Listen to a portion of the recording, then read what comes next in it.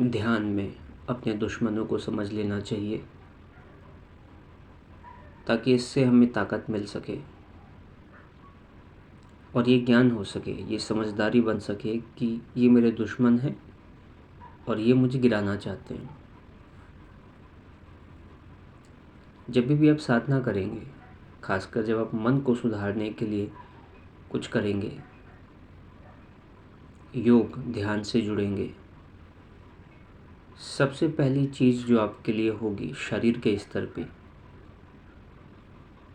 शरीर में दुखाव, दबाव, बेचैनी, उल्टी, पहले कभी इतने गंदे ख्याल नहीं आए, लेकिन अभी और ज़्यादा गंदे ख्याल। तो ये सारी चीज़ें आना लाजमी है, स्वाभाविक है।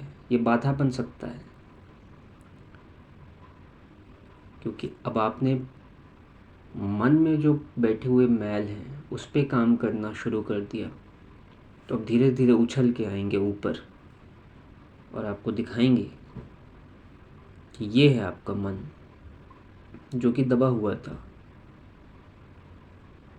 फिर सबसे बड़ी समस्या आ जाती आलस। इतनी नींद आनी ध्यान में, योग में इतनी आलस आनी।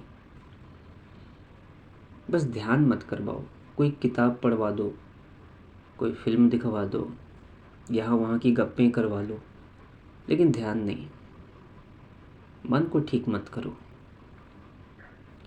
इसी बात से समझ जाना चाहिए कि हम कितना बड़ा काम कर रहे हैं और मन का कैसा स्वभाव बना लिया है कि चाहते तो हैं कि मन के मालिक बन जाएं, चाहते तो हैं कि जो चाहें वो करने लग जाएं, चाहते तो हैं कि मन भटके ना, चाहते तो हैं कि इतने विचार आते हैं क्यों आते हैं, चाहते तो हैं कि डर, चिंता, भूत भविष्य इन सब से आगे जाएं, दुखी ना हों।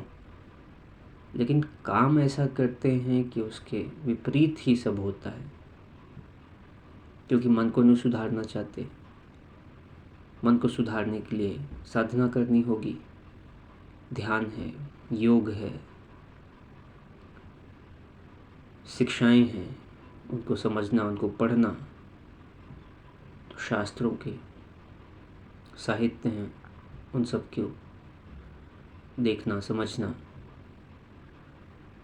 उसके बाद की जो बाधाएं होती हैं वो हैं आलस नहीं है, शारीरिक समस्या नहीं है, लेकिन ध्यान कर रहे हैं।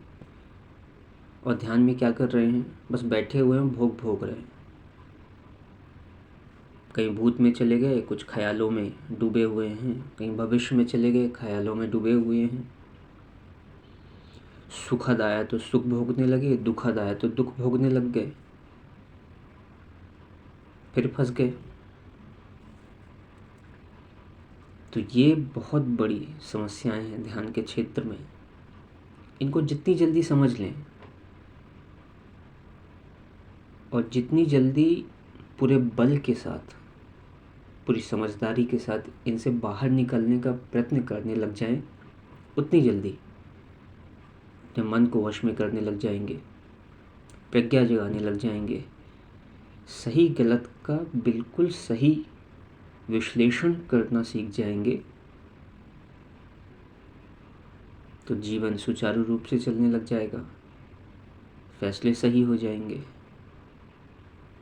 जीवन के जितने भी चुनाव हैं, शरीर के स्तर पे, मन के स्तर पे, भावनाओं के स्तर पे, वो सारे चुनाव सही होने लग जाएंगे।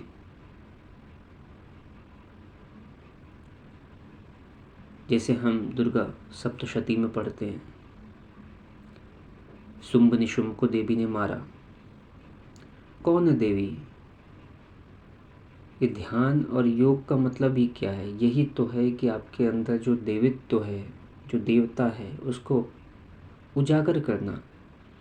और ये जो काम है, क्रोध है, लोभ है, ईर्ष्या है, आलस है, वासना है, ये जो शुंभ निशुंभ राग द्वेष हैं, जिनकी वजह से सारे कचड़े जागते हैं, उनको नष्ट करना।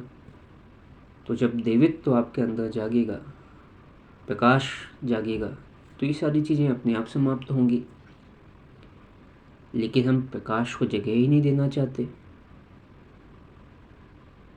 प्रकाश को जगह दें और समझें कि मन सही हो तो सब सही होने लगता है।